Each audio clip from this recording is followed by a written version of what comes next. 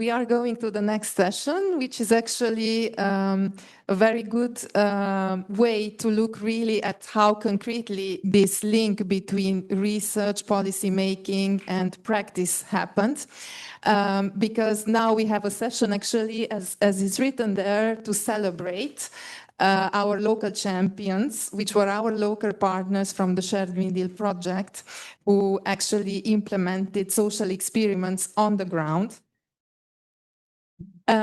So I'm Kinga Kovac, I work for Energy Cities. I'm also a partner in Shared Green Deal, and I'm the host of this session. And so in Shared Green Deal, we had 24 social experiments that were implemented in 17 different countries.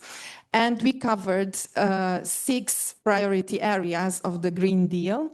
So clean energy, circular economy, efficient renovations, sustainable mobility, sustainable food, and preserving biodiversity. We had the privilege with Shared Green Deal to fund and support 4 social experiments within each of these priority areas.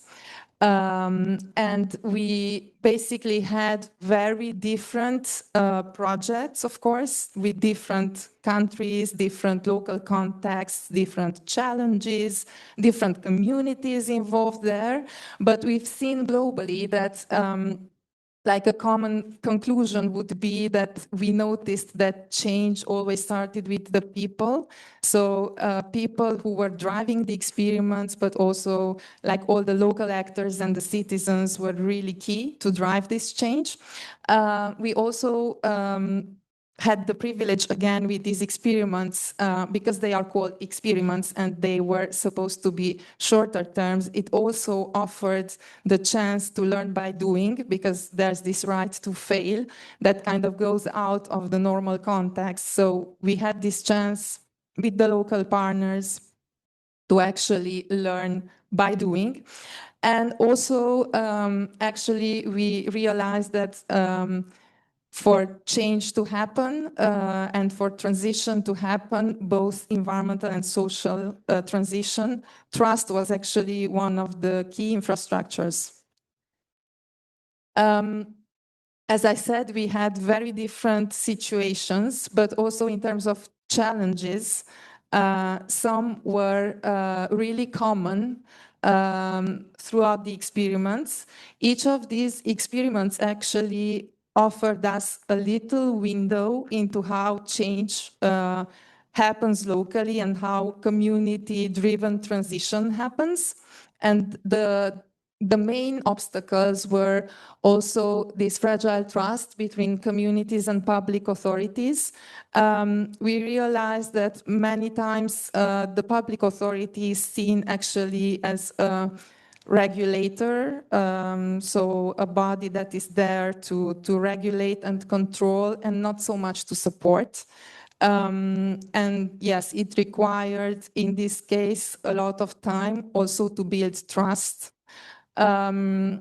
Then in terms of political constraints and changing mandates, this was also a big challenge, because sometimes when we've seen very motivated municipal teams or local actors, sometimes because changing mandates, of course, priorities also change. And sometimes it just happened that it was difficult to take up the results of the social experiments further.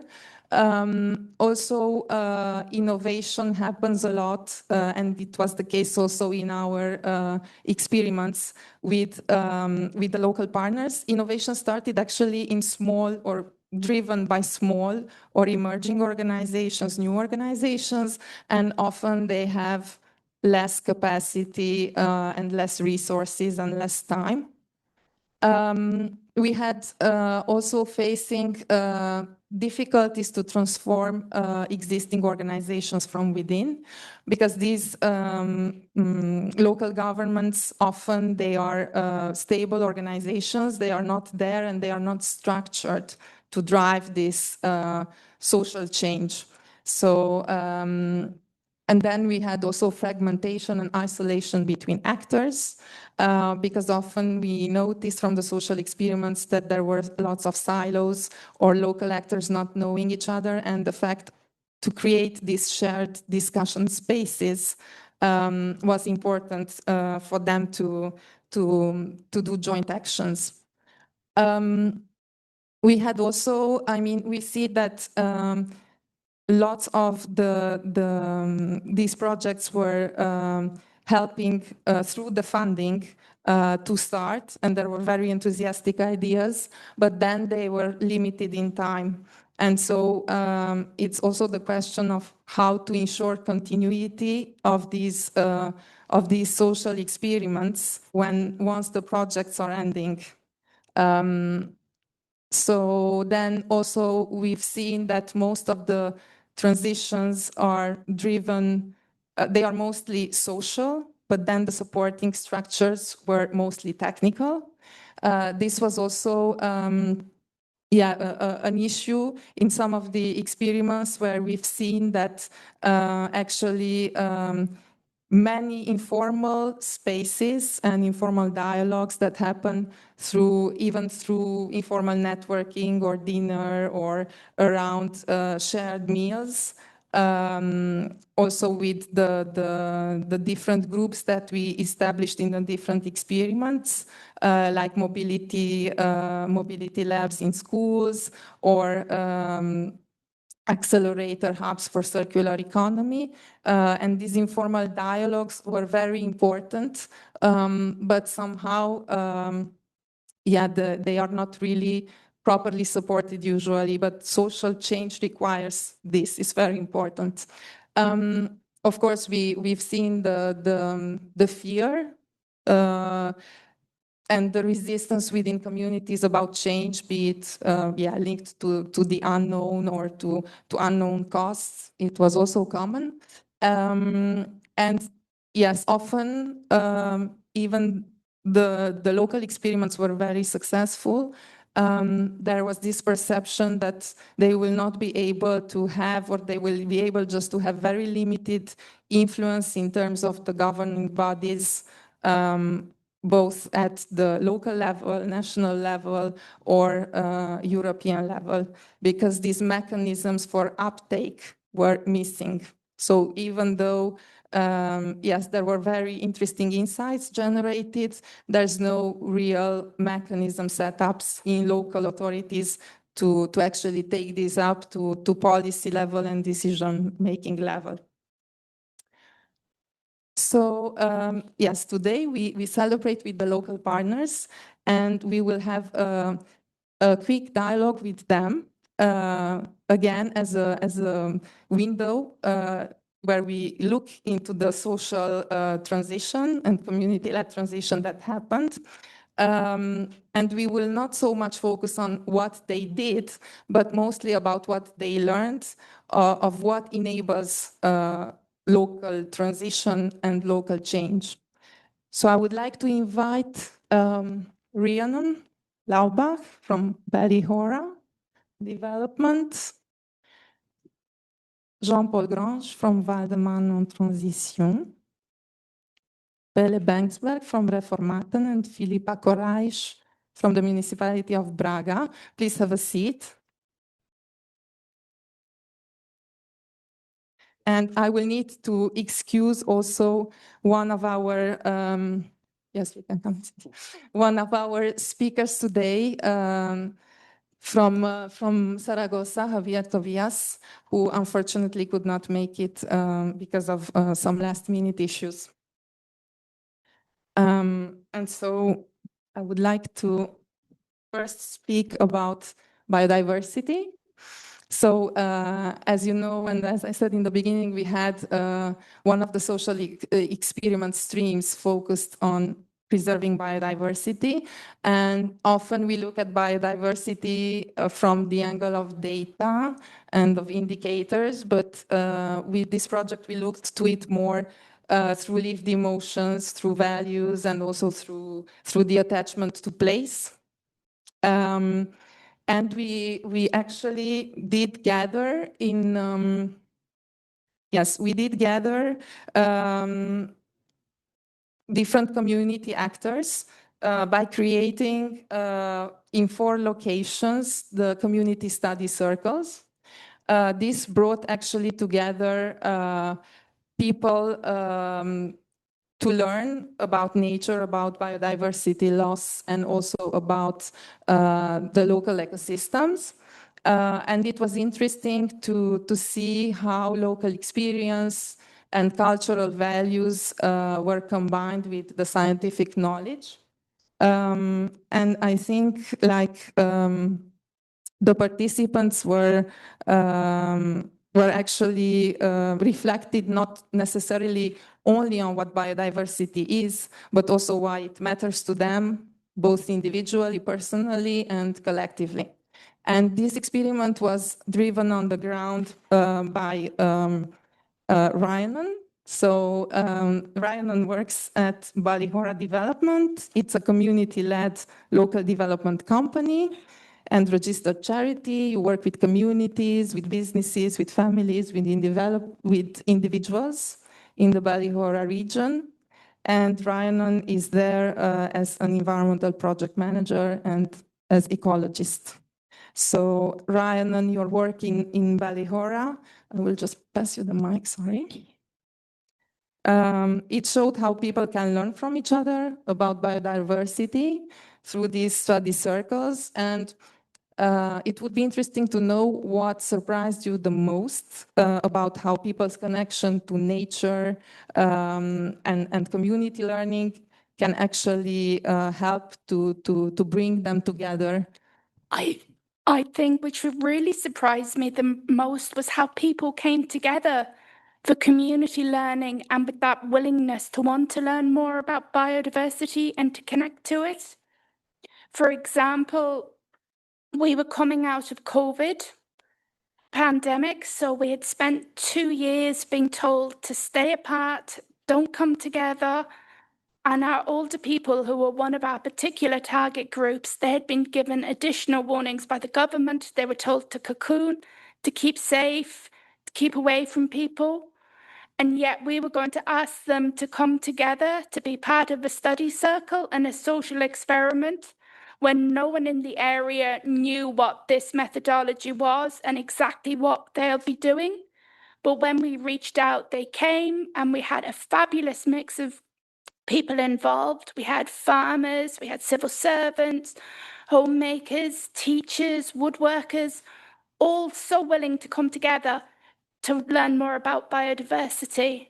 And we also found we focused very much on active learning in our study circle. We did biodiversity walks, talks, farm visits. And with these, they really helped us showcase individuals' connection to nature. For example, on the nature walk, it wasn't just listening to our guide. People were taking the opportunity to share what they were seeing and how they connected to it. And even with we had a study circle on woodwork and learning how to make hanging baskets out of natural materials. And that gave our woodworker the chance to shine and share his connection to biodiversity. Thank you, Ryan. And one question would be like, what was one moment specifically where you've seen that basically people's relationship with biodiversity shifted, and what made this possible? I think for us, the big shift we saw was when we made a short film about people's experience of biodiversity. And this was to be shared at the end of the study circle, at the celebration that could be shared with people's friends and families. And I don't know about you, but when you mention photos and filming, people usually run a mile. But I think because of that connection that had been built up and all the activities that people had been part of, they wanted to come together and share their story. I mean, we made a 7-minute film, but it could have been twice as long with all the material that people had given us. And can you share with us what are the results of the social experiment and also how it continues today? I think for us, the results of taking part in the social experiment have been incredibly positive. For the participants, there's been relationships being built up between individuals in different communities, and they have an informal knowledge sharing network about biodiversity between them. They link up about events, what's happening. And for us, we've learned that biodiversity education isn't sitting and listening to an expert and talking about data gathering. It's about more than that. It's about getting out in biodiversity, enjoying it and experiencing it in different ways. Thank you, Rhiannon. We will move now to the circular economy experiments. Yes, Jean-Paul. So circularity is really often framed around innovation and business, but we also saw in Shared Green Deal that it's also a social issue.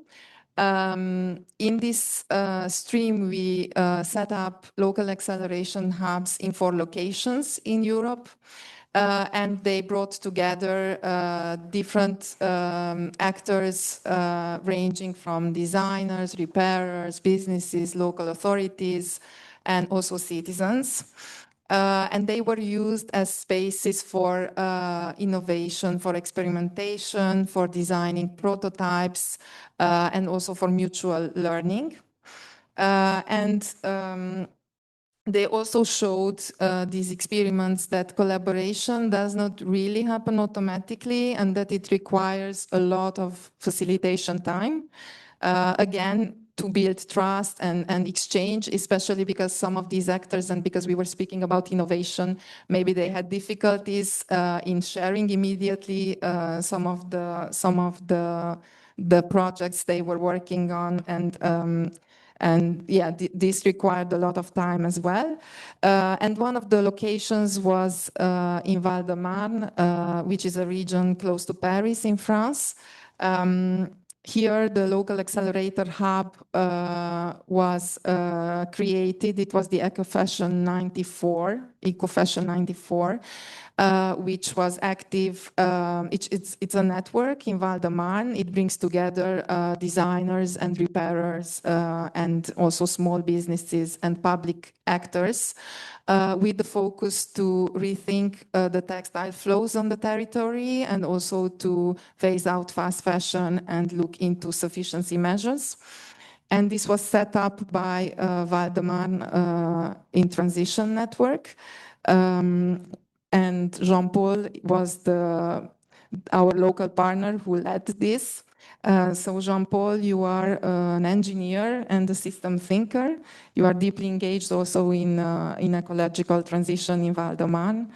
And my question to you is that in the framework of these experiments, you worked with local businesses and with citizens there to rethink these textile waste flows. And what was one moment that you would particularly highlight when actually collaboration clicked on the ground and when you felt that something actually changed in people's mindset?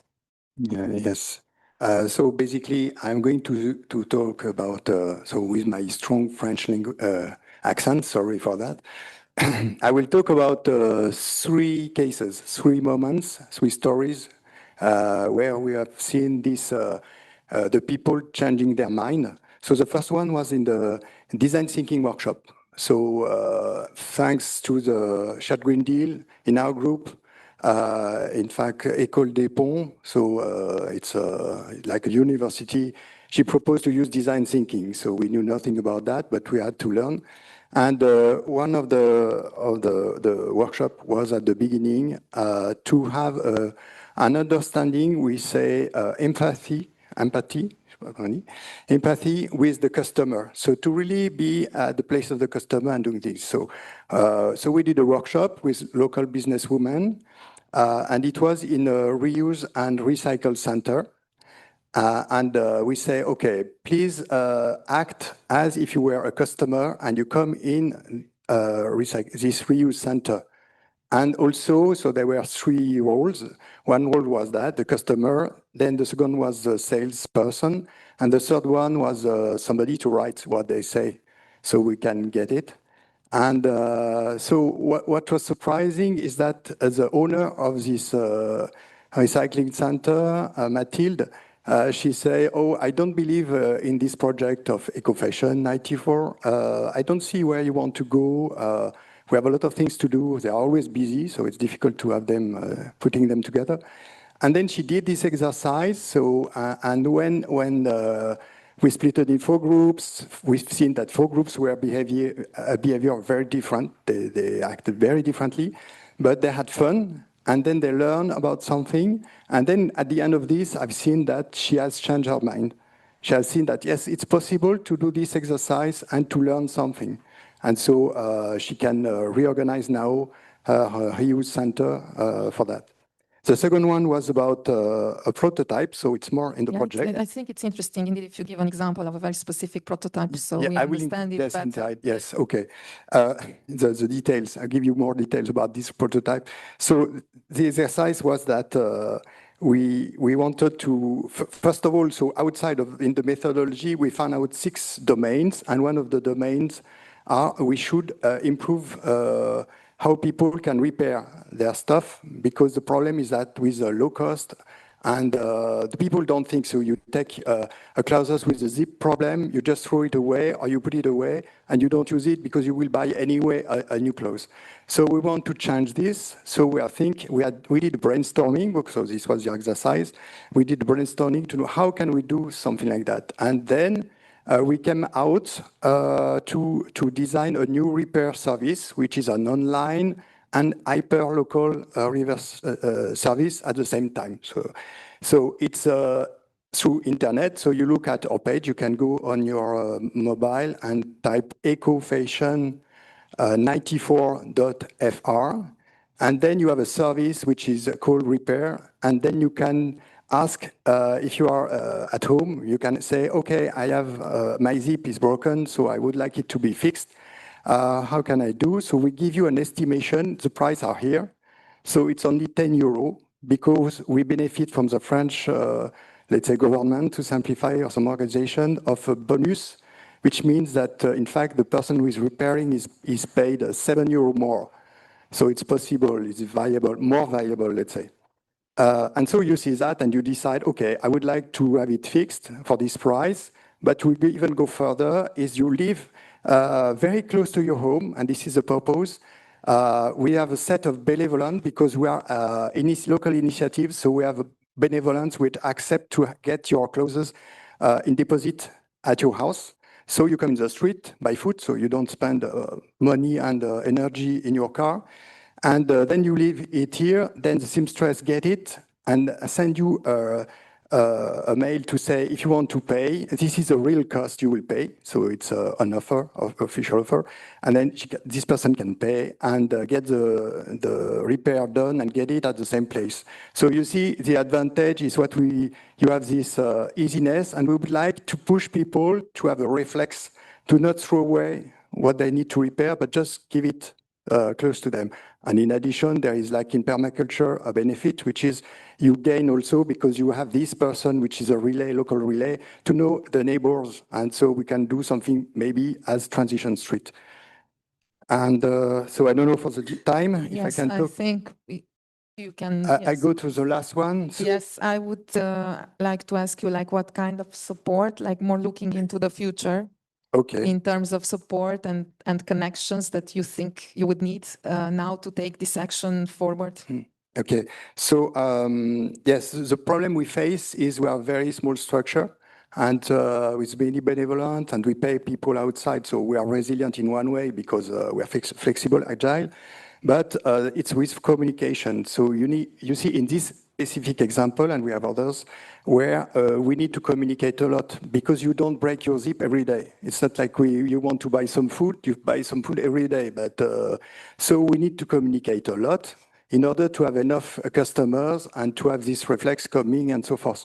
So for that communication, it's taking a lot of time and some expertise, because I'm not a specialist of Instagram and a bit of Facebook and TikTok. I don't have TikTok, so it's difficult. So you see, we need some support related to that, and some finance support also to around this organization. That's one point. And we would like to go to do two other, we have several domains, 6 domains identified. We have 2 other domains. We have, for example, a relooking. We want to push on the relooking online to have people, because 80% of what you have in your wardrobe is not used at all. So it means sometime you bought something that doesn't suit you or that you don't like anymore.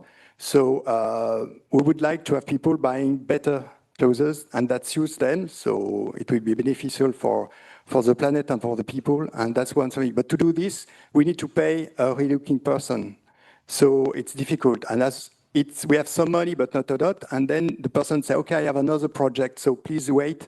And after that, the communication say, okay, I want to help, but I'm not available. And then the time is, and the third case is, I am not available myself. So you see, to have the 3 people willing to work together, if you don't have money, it's very difficult.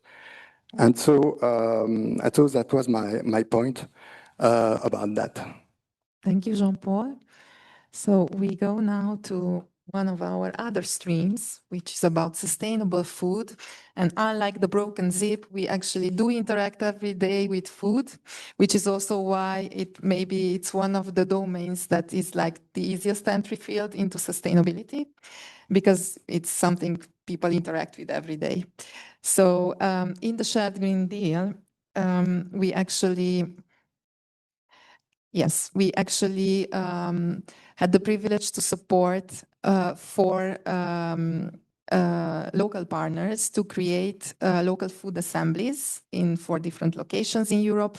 And these brought together businesses, policymakers, farmers, youth, municipalities, in these local food assemblies. And they were actually spaces for dialogue. So they were not there with consultation purposes, but they were really there to develop solutions together. So they they managed to not only to create visions, but also to actually create real policy recommendations that were rooted in the real life, everyday life of citizens.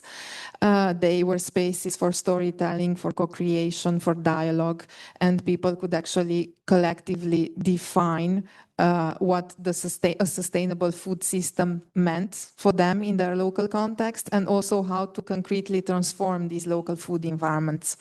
And one of the 4 locations was Stockholm.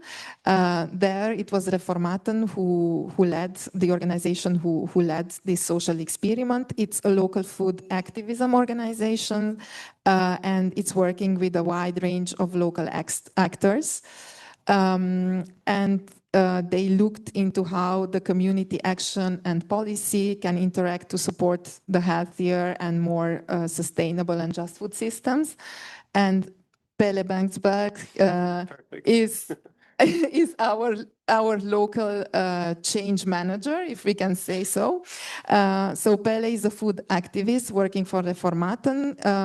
Pelle has a background in restaurant management and also is passionate about turning the research and the gastronomy into tools that change and that fix our broken food system.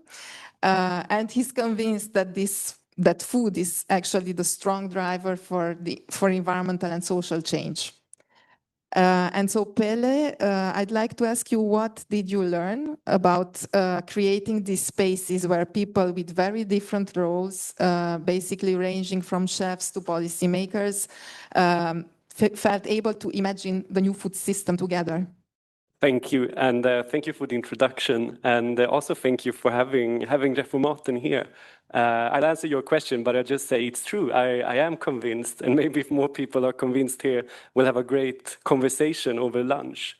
But to answer your question, Kinga, in the experiment, one of the most important things that we learned is that when creating these spaces that we did, we really have to walk the talk, because too often we see Reformaten that we take part in conversations about healthy and fair and sustainable food systems, but we do so while being served random, anonymous junk food.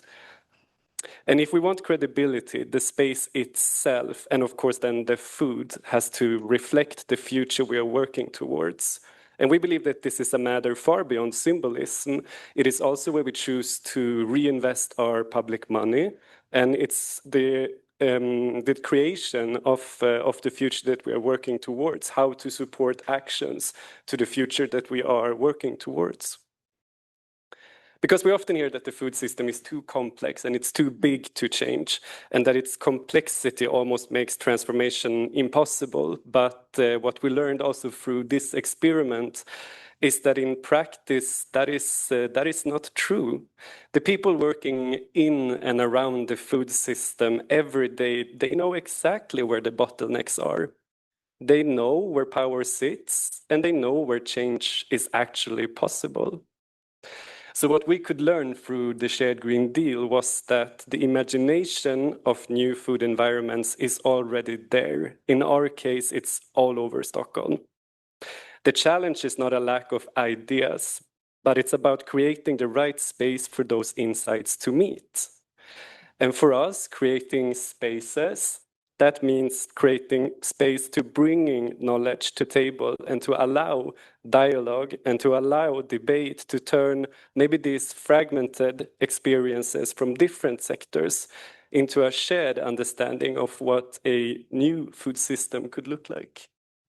Thank you, Pelle. And indeed, it was important also, like it stood out from the experiment that these shared meals, the shared conversations, as you were saying, these were like places for dialogue, and it actually did help to bridge, you know, these differences in power, differences in knowledge, differences in perspective, because there were so many stakeholders involved. So these spaces for dialogue were very important. And I would like you to share how Reformaten actually did concretely the experimentation. What did you set up? Well, through the participation in the Shared Green Deal, we could deepen our understanding of our own role, of Reformaten's role in the system, and that is as a civil society organization. And then we often operate in between academia and politics, and that position, we learned, comes with a big responsibility. Because to translate knowledge, to make it accessible and to break down complexity rather than reproducing it, that is the responsible that we could really deepen and learn that we have. And for us, that means that it's just as important how we speak as where we meet and what food we serve, because language needs to be accessible. The space needs to be conscious of representation and power. And we need to actively make room for those voices that are maybe furthest away from decision making. And that role is crucial in any transition because it's very easy for us to slip into a maybe technocratic policy language that we would borrow from academia or politics. And when that happens, we risk becoming just a closed club of 3 actors. Instead, what we aim to be is to be a platform for everyone that works with food every day in order to bridge the lived experience and the systemic change. And maybe to close down with the last question, what was the biggest impact of the food experiment in Stockholm? I have some impact points with me, and the first one is that it helped us, Reformaten, to translate our very justice-based work on food into a policy language that public institutions could more easily work with, maybe. Food environment became the key framework that allowed us to bridge that gap. And through the experiment, as you said, we developed a vision of Stockholm being the city with the best food environment in the world.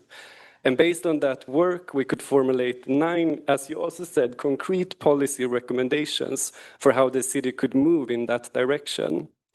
And during our 4th and last assembly with the Shared Green Deal experiment, we handed over the vision and the recommendation to the city. And today, the city is formulating a food strategy for the very first time, and it has a strong emphasis on food environment as a justice framework. And that is a concrete thing from the experiment. And through the Shared Green Deal, it allowed us to scale our efforts, and it allowed us to learn and learn and learn more about our work. And this gave impact. Today, funded by the Swedish Innovation Agency, we are operating as a national platform working specifically with food environment. So the work keeps going on from us in Stockholm. And the Swedish Health Administration Health Agency formulated food environment as one specific area in preventative work from them, which is also big. But to conclude about the impacts, we are a grassroots organization. We started 5 years ago and way up in Stockholm. And for us to be able to, through the Shared Green Deal, build relationships with European partners within the sustainable food stream, but also in the wider shared green societies, that's monumental for us. And also for us to be, if I can say, embraced by Slow Food Youth, also huge for us as a grassroots initiative. And that's my conclusion on, on that. Thank you so much, Belle. It's impressive what you managed to achieve with this experiment in Stockholm, I must say. Thank you. Thank you. So we now go to the sustainable mobility stream. So it's kind of like food. We interact with mobility every day. And we see also that how we move and also how children move is really ingrained so much in habits, into routines, and also infrastructure that is available. But mobility is also one of the areas where you can make the transition and change visible very easily. So in the mobility experiment in Shared Green Deal, 4 mobility labs were created in 4 locations in Europe, urban mobility labs. They were created in schools and they brought together children, parents, teachers, but also city officials. And one of them was in the city of Braga in Portugal. And also these labs, instead of really designing solutions for people and then going there to consult, again, they were there to co-create. So they were there to invite all these actors to design the solutions together. What was striking about this experiment was that children were really at core, and they were not looked at as future citizens, but they were looked at as citizens right now. So they employed lots of creative methods and games and street experiments, and also periscopes, which basically let adults see the city through the height or from the height of a child. And through this, the young people were able to express how they felt about the streets, where they felt safe or unsafe, and also what kind of mobility they wanted in the future. Also, a positive thing was that these insights did not stay in the classroom because they were actually taken up to influence conversations inside the municipality, and also a bit challenged the assumptions that there are there about the street space, and also opening a bit the ways of thinking about mobility in the municipality. I'm happy to invite Filipa Korais from the municipality of Braga to share the story of Braga with us. Filipa is an architect and urban planner and also the head of mobility at the municipality of Braga. And she's very passionate about sustainable mobility, also coming from the strong belief that cities should be designed around people's everyday life. So, Filipa, how did it concretely go, this involvement of adults with the children throughout the project in Braga?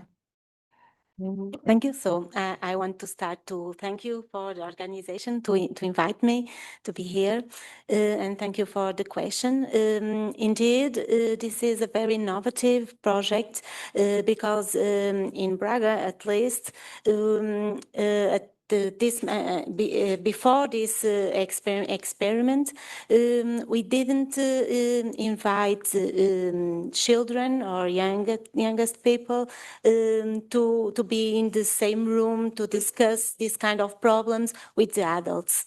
And so in the beginning also, we saw that in this all these schools, we have a diversity of people with different commitment, with different awareness about sustainable mobility.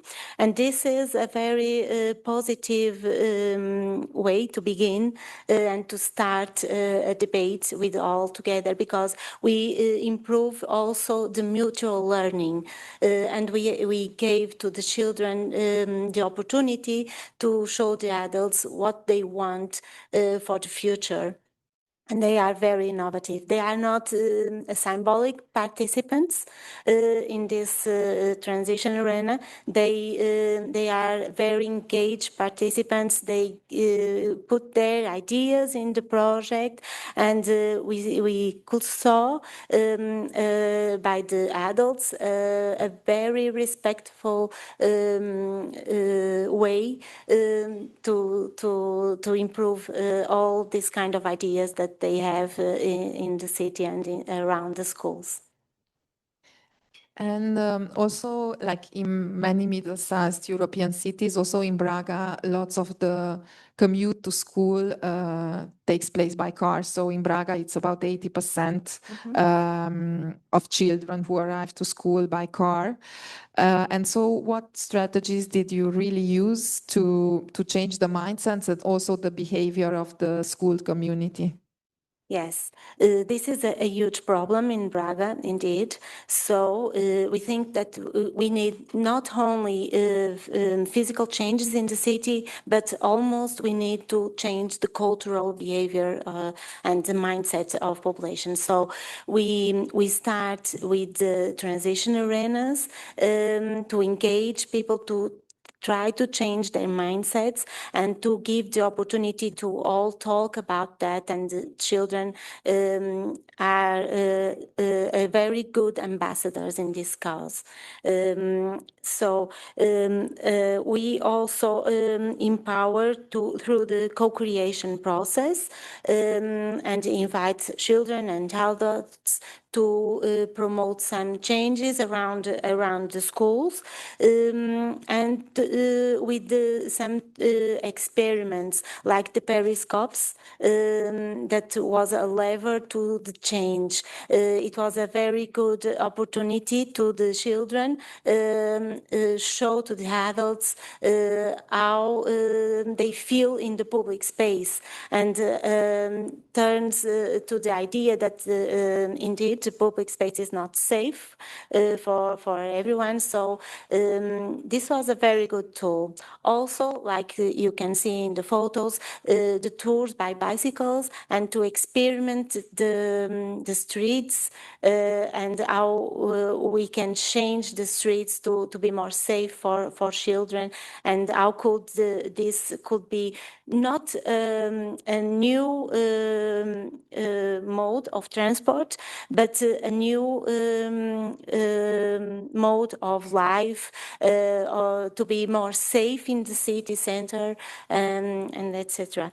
And also they at the end of the experiment, one of the schools bring Hein to the mobility, and he spread the word in other schools of the city, and it was amazing.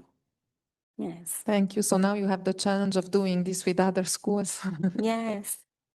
So yes, also working with the children, with the schools changes the way cities think about mobility. And you particularly in Braga, what did you learn about giving young people a real voice in shaping mobility? And also how did that shift the way the adults, but also institutions like the municipality responded? Yes, children was indeed a very good ambassadors in this cause, and adults and the institutions learned a lot with them. They heard best when it's the children that gave this kind of message than if it was the technicians. So if we engage the children and they are very genuine, they know what they want for the future, better than the adults, indeed. So they could change the behavior and the mindset of the adults and of the institutions. Yes, I think so. In short, working with children reframed the mobility not just a transport issue, like I said, but as a shared social responsibility and a question of equity. And shift the goal to long-term investment in healthier and safe cities. Overall, the key lesson was that in a car-dependent context, behavioral change happens when people feel heard, all adults and children also involved and emotionally connected to the problem, and we think that we achieved that in this project. So thank you. Thank you, Philippa. So now I would thank you.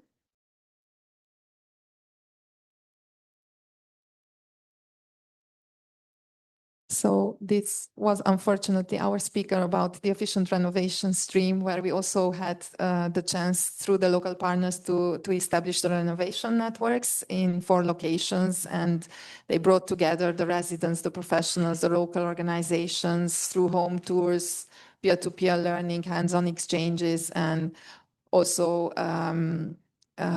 accelerated renovation rates and how this requires actually investing in social infrastructure, not just technical ones. So this was in Zaragoza.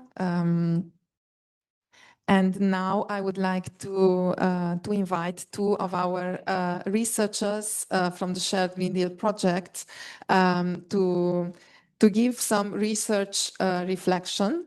And basically, we would like to focus on what these stories tell us about enabling conditions for local transitions.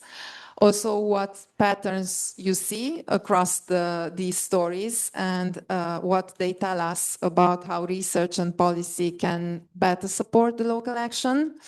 And how can research and policy work together to create these enabling conditions? So first, I would like to invite Francis Fay from the University of Galway. Please have a seat. Thanks very much, Kinga. Well, I just kick off with our first question there. We talked already, and our great colleagues here mentioned this idea of this project creating space. So from the perspective of a researcher on this project, that has to be one of the most enabling things, that we managed to create a space where we could genuinely, get involved in some really exciting co-creative research. And that we talk about it a lot, but the idea that this project really was one of the most exciting I've been involved in, because we managed to do that. The partnerships between maybe the researchers and all of our local partners, their expertise, their knowledge of their own spaces, their activities were more important in many cases than the SSH researchers and what we were bringing at many intervals. And research really took a back seat in so many ways in this project, and that was really exciting. And that was because of that co-creative setup right from the get-go. And one thing I know Emily Gray there, our great researcher leading the work in Galway, has reflected on is the outcomes that you've talked about there, the impact of the outcomes. They're all so different, but the success and what that looks like at the different levels is really fascinating to me. So I know I'm popping on to some of the other questions, Kinga, but if you're happy, just that those impacts, those outcomes, what they looked like. And in many ways, of course, they were all different, but capturing those. Some of them were expected. Others, maybe that policy brief to government was unexpected. You didn't go into this experiment thinking it would have that impact at the national level. And I think the context is so, so important here. We refer to the last example on mobility and the impact ye have as an organisation, obviously, that can impact policy. And then we have community groups, NGOs, and all of these if you like, impacts are different, but they're also significant and they all need to be celebrated. And that's what I have to say is one of the, just great features of this particular research project is that the scale of impact is very, very different. It looks very different, but it should be, because NGOs, community groups, local authorities, they all play very different roles in our lives. And the fact that we had such different impacts at such different scales was really something that I'm glad we're celebrating as part of the project. Do you see any concrete tips or any concrete recommendation on how research and policy can actually work together to enable the change? Yes, and I think one of the things we struggle with as researchers is trying to capture the impact, capture the changes. And this project is a really good example, and the examples given here today already. We can talk about how many people we engaged, we can talk about how many maybe mugs we made, but the examples you gave from the Ballyhoura, the idea of those connections for people who hadn't been out of their homes for so long, for the different groups you were bringing together. So I think there's there's always work that we need to do on the research side to try and capture those, if you like, immeasurable impacts, because they are so significant, and writing them up in reports it's always something that we find challenging.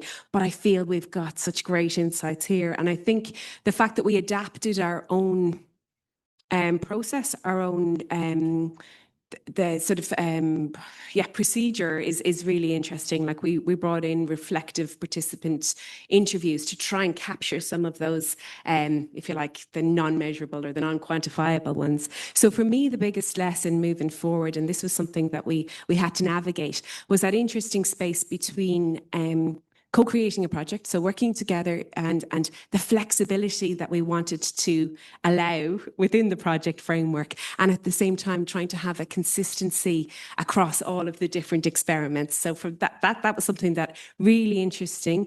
There's no one way of doing that, and I have to say it's something I'm really proud of as a member of this team, is the amount of time we took to reflect on that. We were conscious that we were never going to get 100% right between that balance between trying to be consistent and have, research goals that we could all meet, and yet try and enable the flexibility for, to be brave and just say, let's see what these partners do with this. But the setup, I have to say, I would definitely, if I was organising a project again, that idea of ring fencing a budget that the different partners would use to meet their own goals. I found that was one of the biggest things for us, that it really was a partnership.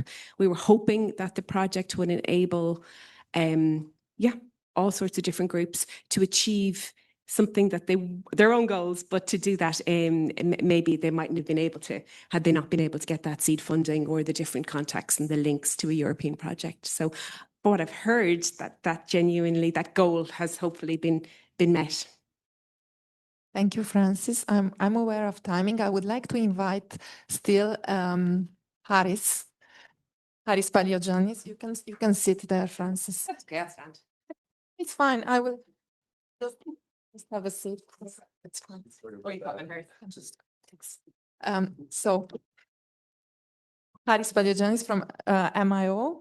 So yes, Haris, can you, from your point of view, please share with us what your reflections are on the stories of change and what they tell us about the enabling conditions for community-driven transition locally? Thank you, Kinga. And I have to say that I'm really, really excited about today. It's so nice that the hard work of many years of partners, our local partners, we can actually celebrate it.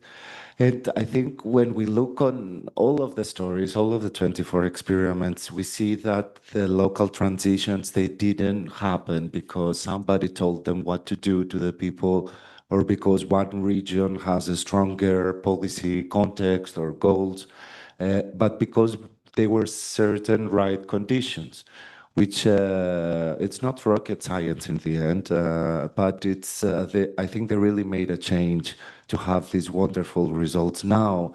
As Francis also said, first of all, the idea that trusted and safe places existed for social learning, this is what made the change, because people had the opportunity to meet each other monthly, develop relationships, friendships in a lot of experiments. And that wasn't just a one takeoff, it was a process.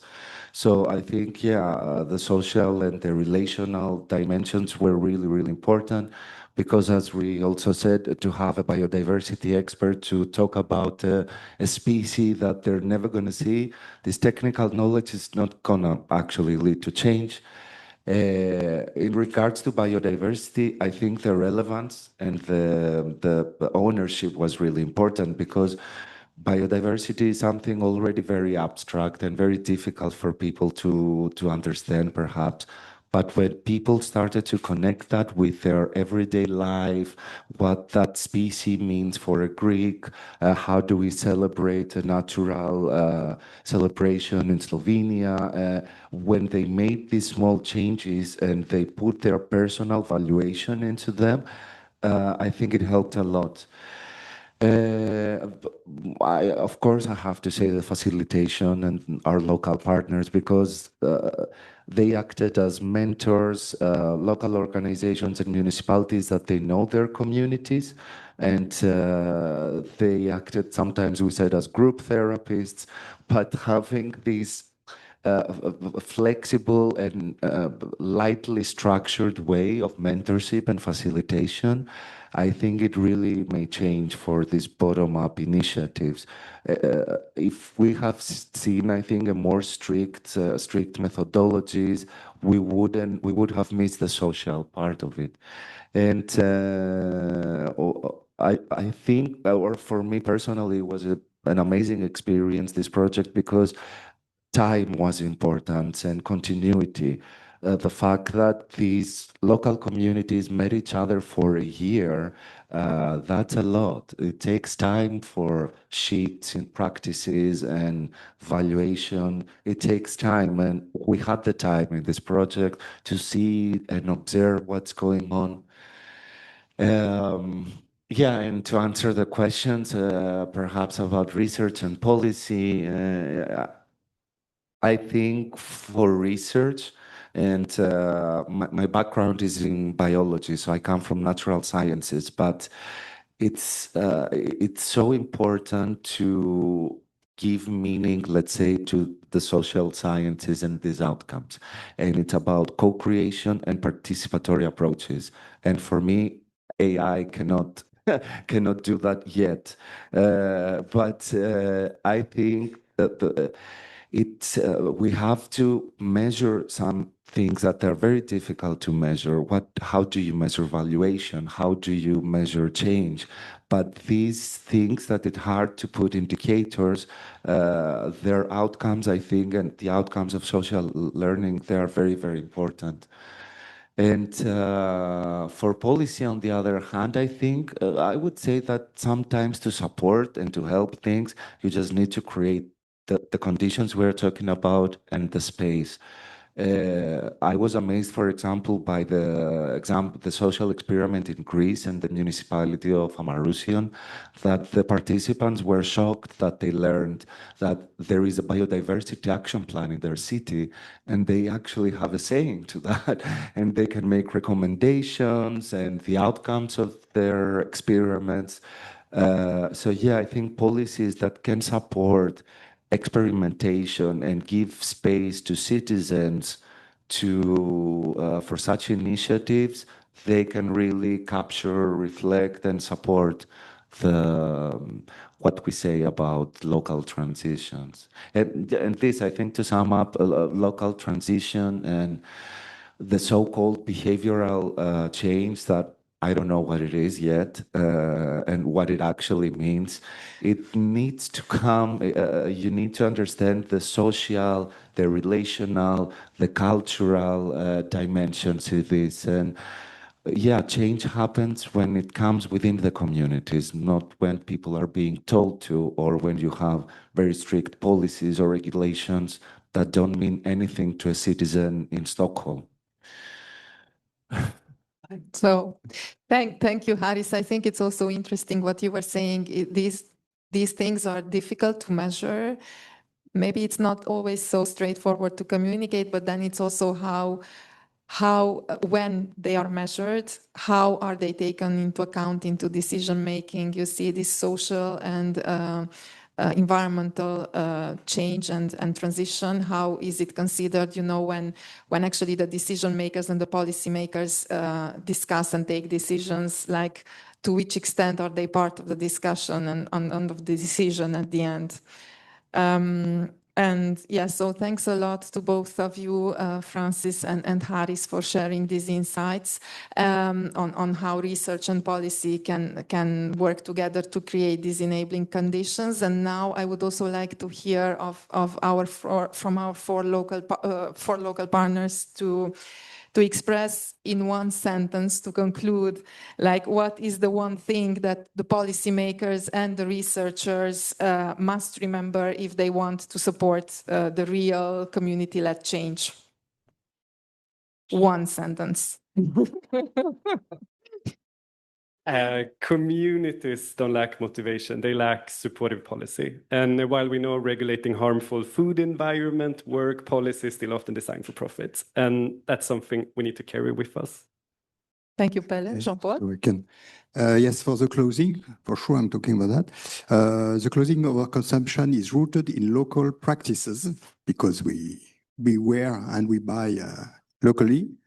And it requires multifaceted solutions. So like 6 domains I talked about. And we need to have the support on this variety of local initiative, so different solutions to address this challenge. That's my word. Thank you. Rhiannon? So communities and individuals, they have a lot of knowledge about biodiversity and even a great love for it. But if researchers and policymakers can come together on an equal platform, this can be harnessed for change. Philippe? Behavioral change happens when people feel heard, involved, and emotionally connected to the problem, and children could change and help to change the behavior of adults also, could be our ambassadors. Thank you very much. I would also like to share with you the fact that we have these reports on each social experiment. They are available on the Share Green Deal website, and we will also share after the conference with you, of course, all this material. But do have a look also in terms of how these experiments were carried out. And yes, I really encourage you to consult these hands-on reports, and we also have a hands-on case study guide, by the way. And then we will work from the Shared Green Deal project consortium side on actually a toolkit. To gather some early reflections on the toolkit and feedback, we will have a series of webinars and workshops. So we have also different languages. So these workshops will take place Tuesdays between 11 and 12:30. And you see that there's some opportunity to participate in Portuguese, in English, German, Slovenian, and Spanish. And yes, after the conference, we will share with you all the details about this. So now I would like to really thank to our participants online for joining us. And I invite you to connect back online at 2:30. No, sorry. It's over online, I'm sorry. I'm so sorry you cannot be with us to enjoy the food, because as it was shared before, lunch is a great moment. Meals are a great moment for networking. So unfortunately, then the afternoon sessions are not available indeed online. So thanks a lot for joining. We will share with you also the slides and the main takeaways after the event. Before closing the session, I would also like to highlight that we had interviews and insights in some of the social experiments, but we have in the room other local partners who did a wonderful job on the ground. So I would like to invite them here, all of them, and please give them a big applause.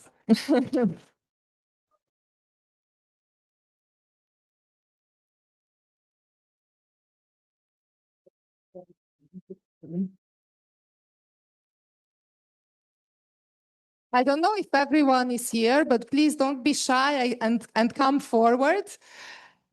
Everyone who did the social experiments, and just very quickly, if you can say just who you are and where the experiment took place and in which of the streams. So hello everyone, my name is Denisa Martinkota, I'm from ICAT, and we worked in Lithuania in the city of Panevėžys, and we did the sustainable mobility labs.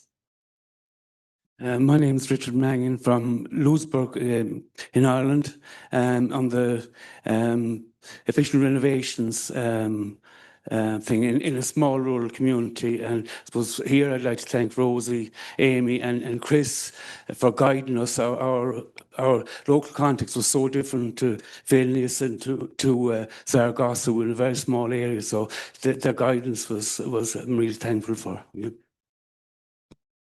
Hello, everyone. Chris already introduced me. So I'm from Lithuania, Vilnius, and we worked on the energy efficient renovation stream with the multi-apartment building owners and experts. So we formed a knowledge network group, and just probably like a very short, my insight would be just to, again, back to citizens, involve them from very beginning, because they're still lacking of knowledge, information, and they're keen. But if you don't know, you don't do anything, right? So. Hello, everyone. My name is Majda Potokar, and I'm coming from Technology Park Ljubljana. We were the local partner for circular economy in textile. And yes, we developed this local accelerator hub in the municipality of Ljubljana, supporting textile, circular economy in textile. And now we are also continuing on the Interact project, this endeavors that we started with the Share Green Deal, and we are kind of supporting industrial symbiosis in between textile industry and designers, local craft people. So yeah, working these transnational communities as well. Thank you, Majda.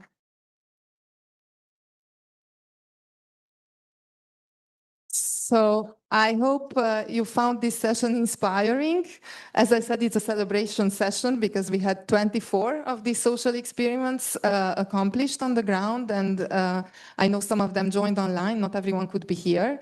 So just a nod to them and a big thank you and congratulations on how this went.